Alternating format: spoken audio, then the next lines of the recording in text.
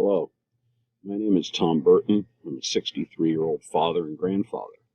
I've been a medical cannabis patient for over 20 years. I've used cannabis daily for over 40 years. I clone, I grow, I process, I extract, and I cook my own medicine. I make gummies, I make salve, and I make RSO, Rick Simpson oil. I've actually cured 5 spots of skin cancer on myself under my doctor's supervision with the RSO, and I've given away gummies and salve. I have dozens of anecdotal reviews, you might say, of people that say that they're very effective. The gummies have worked for pain, to help people sleep, and to help friends of mine survive chemotherapy, the nausea associated with that. I begin with this preface because the laws of our country and the stigma associated with cannabis have prevented actually medicine and science from doing the things that I have done and from researching it properly.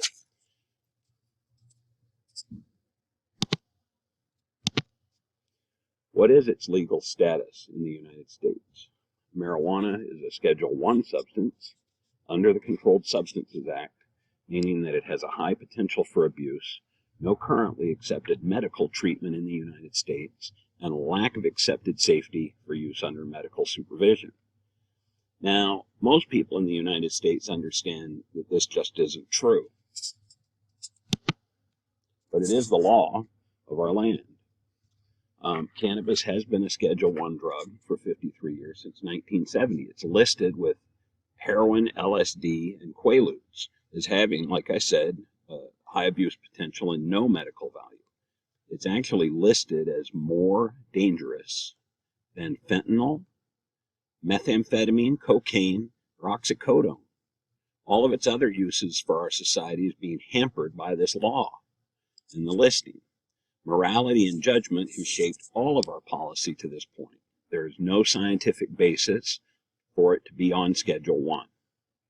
Political, religious, and corporate forces have impeded the progress. It began, really, in 1970, when Richard Nixon established a Controlled Substances Act and had marijuana put on it. Now, at the beginning, the Controlled Substances Act had elements of education, rehabilitation, and research, but those pretty quickly disappeared because a committee that Nixon himself appointed, the Schaefer Commission, did a study and they recommended decriminalization in 1972, 2 years after it was placed on the list. It was recommended to come off. But of course, Nixon and the Republicans ignored this.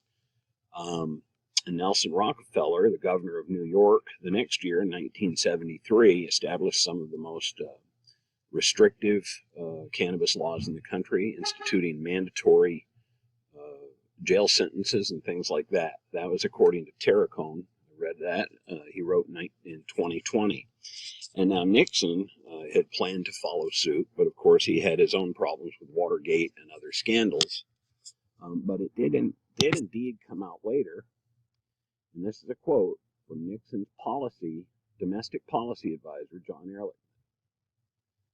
The Nixon campaign in 1968 and the Nixon White House after that had two enemies, the anti-war left and black people. You understand what I'm saying? We knew we couldn't make it illegal to be either against the war or black, but by getting the public to associate the hippies with marijuana, the blacks with heroin, and then criminalizing both heavily, we could disrupt those communities. We could arrest their leaders, raid their homes, break up their meetings, and vilify them night after night on the evening news. Did we know we were lying about the drugs? Of course we did. This is the basis for cannabis policy in the United States.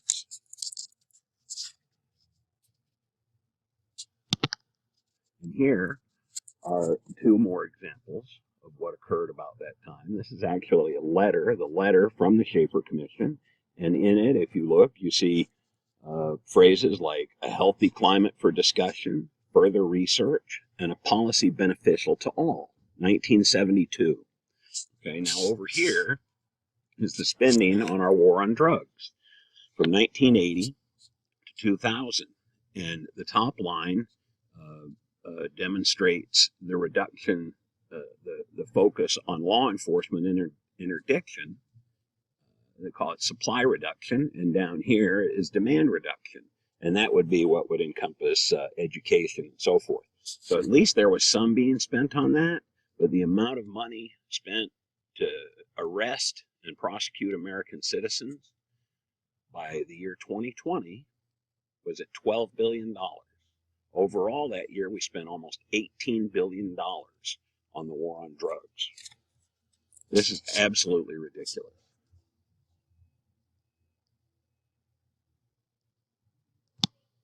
Apologize, switching slides. Now, following that,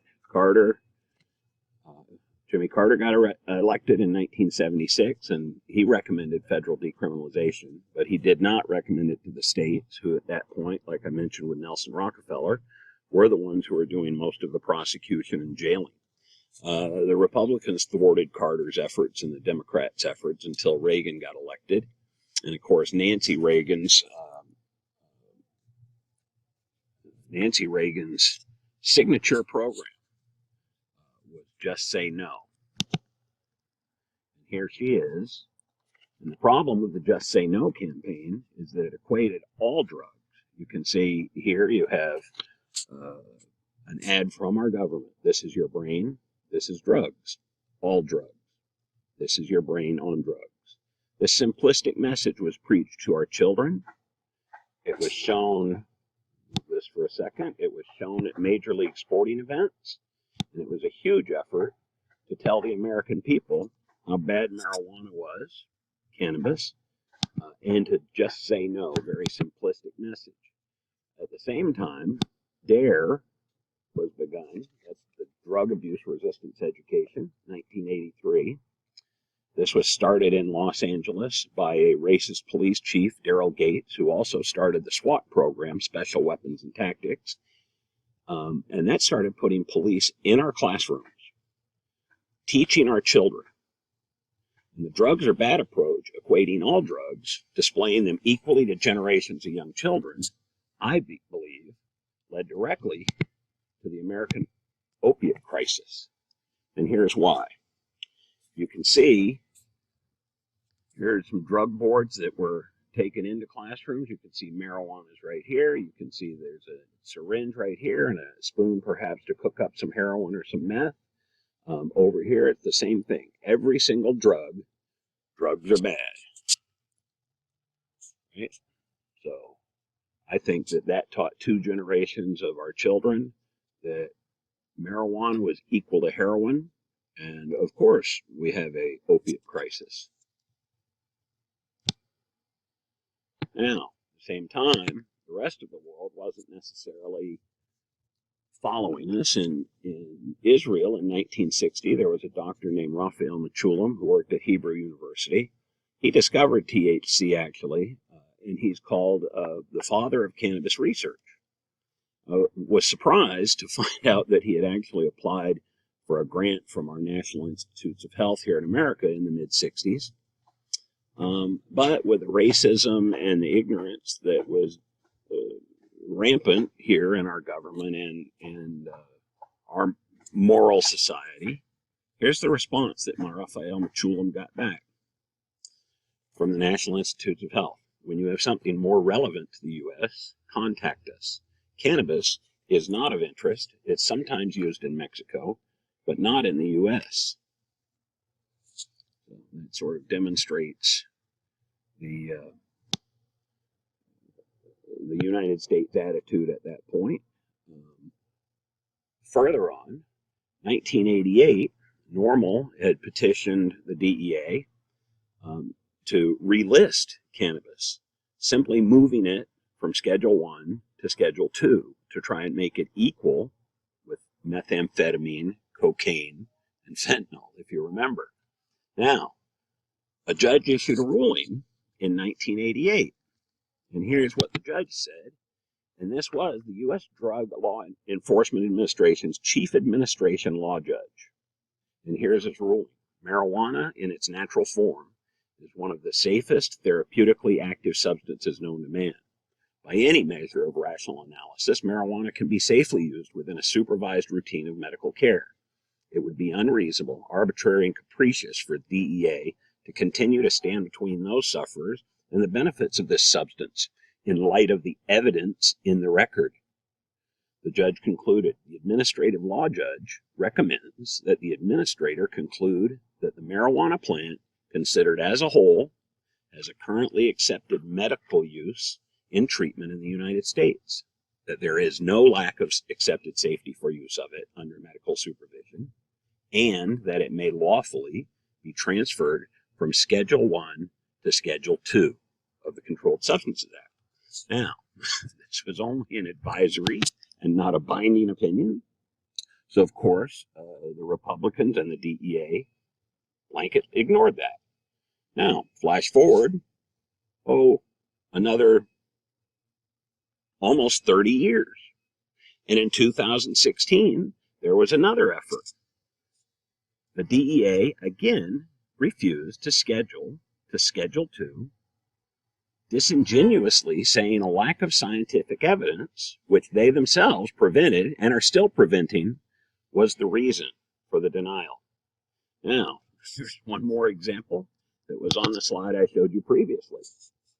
30 years after the initial Brain on Drugs ad, it was resurrected. This came out in 2016 from the Partnership for Drug-Free Kids. And here you go. Here's your Brain on Drugs, and here are the drugs. Heroin, weed, prescription pills. Still, after all these years, equating drugs in our society and teaching kids that weed is as bad as heroin. In spite of all of this propaganda that was pushed by our government for this many years, using every false argument available to them, the public in the United States continued to use cannabis because it's clearly beneficial, and at this point, it's overtaken almost every state with at least some sort of use. You can see here the orange states are the states that have no program for legal THC. Now, I need to qualify this a little bit because some of these, and I'll use Alabama for an example because I have personal knowledge of that. Alabama has a cannabis commission, and they have a nice website for it. But they will arrest you for leaf cannabis and charge you with a felony in Alabama. The only, quote, marijuana products that are allowed in Alabama are 3 pharmacological preparations that are prepared and sold by corporations. Now, interestingly, these 3 components of cannabis are either Schedule 2, Schedule 3, or Schedule 4 drugs. But while that shows as being legal in Alabama, I think that most people would dispute that from a rational common sense point. Don't try and smoke a joint in Alabama. Now, in 2017, further refuting all of the propaganda we've been fed, the National Academies of Science, Engineering, and Medicine, who are essentially the authorities in our country, released a report in 2017 that conclusively says that cannabis does have many medical uses. And they had reviewed over 10,000 studies to come to that conclusion. That same year, in 2017, there was a comprehensive poll released by Yahoo News and Marist College. That showed that over half of Americans had used cannabis. You can see this right here, and that 22% currently use cannabis. Other things that came up in the poll, where you can see that 56% of Americans say marijuana use socially acceptable. You can see that 70% of them say marijuana is less risky than alcohol, 76% less risky than tobacco, and 67% say it's less risky than opiates. Now, bear in mind, these numbers are from 6 years ago. So, in conclusion, even 6 years ago, there was ample evidence, public support, for at least rescheduling cannabis, if not for outright removal, as a Schedule 1 drug from the Controlled Substances Act. The sordid, oppressive, racist history is well known. The medical efficacy is undisputed. Absolutely no reason for cannabis to be scheduled as more dangerous than fentanyl, cocaine, methamphetamine, and oxycodone. For these reasons, the Controlled Substances Act must be amended to have cannabis removed from it by the United States Congress. Most people can't do for themselves the simple things that I've done with a plant that you can grow right in your backyard. So please take personal action today. Call, text, write, or message your senators. They will be responsive if we hit them with a social media barrage. Thank you for your time, and I implore you, contact your senator.